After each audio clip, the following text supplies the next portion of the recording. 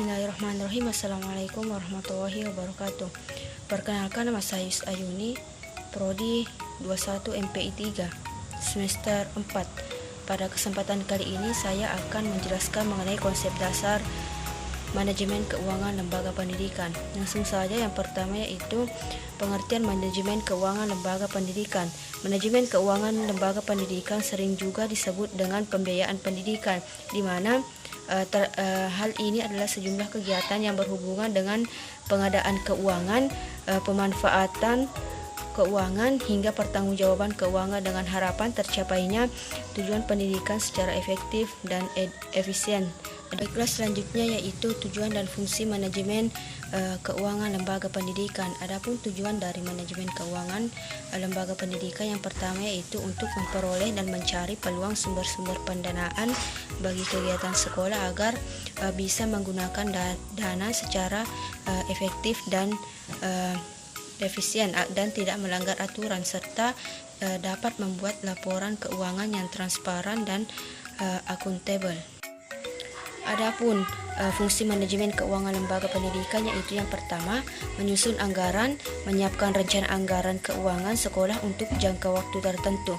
Yang kedua, mengelola pendapatan dan pengeluaran, yaitu menyiapkan dan mengelola sumber daya keuangan yang tersedia sesuai dengan anggaran yang telah disusun.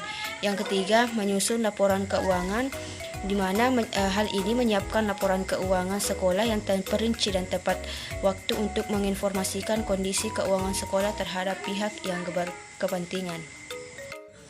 Baiklah, pembahasan selanjutnya yaitu mengenai sejarah perkembangan manajemen keuangan.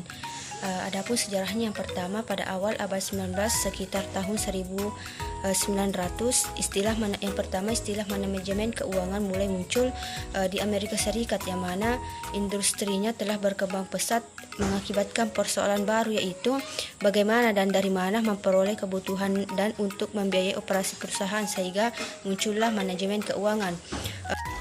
Perkembangan selanjutnya yaitu pada tahun 1929 sampai dengan 1933, di mana perkembangan bisnis di Amerika Serikat tersebut belum dilakukan dengan sempurna dan tidak diimbangi dengan peningkatan daya beli masyarakat.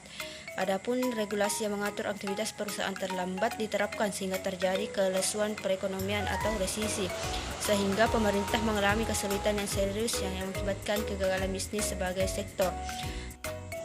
Selanjutnya yaitu pada tahun 1940 sampai dengan 1950-an, masyarakat mulai mempelajari manajemen keuangan, di mana manajemen keuangan tidak hanya mengatur masalah bagaimana memperoleh dana dan struktur modalnya, namun telah mempelajari bagaimana menggunakan dana secara efektif dan efisien. Selanjutnya pada tahun 1960 sampai dengan 1970, ilmu manajemen memfokuskan pada penetapan kebijakan dan pengambilan keputusan yang berpengaruh terhadap nilai perusahaan. Ada dua pusat perhatian yang diutamakan. Yang pertama, kombinasi optimal dari surat-surat berharga. Yang kedua, cara bagaimana investor secara individu mengambil keputusan-keputusan investasi, teori portofolio, dan implikasinya terhadap keuangan perusahaan.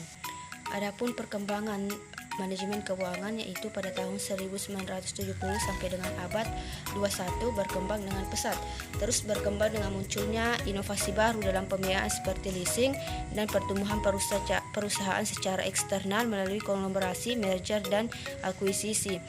Dalam ilmu manajemen keuangan terus berkembang menjadi suatu ilmu yang tidak dapat dilepaskan dari bagian suatu proses pengambilan keputusan oleh hampir semua perusahaan. Mungkin itu yang dapat saya sampaikan mengenai konsep dasar manajemen lembaga pendidikan. Mungkin cukup itu, lebih dan kurangnya mohon dimaafkan. Wassalamualaikum warahmatullahi wabarakatuh.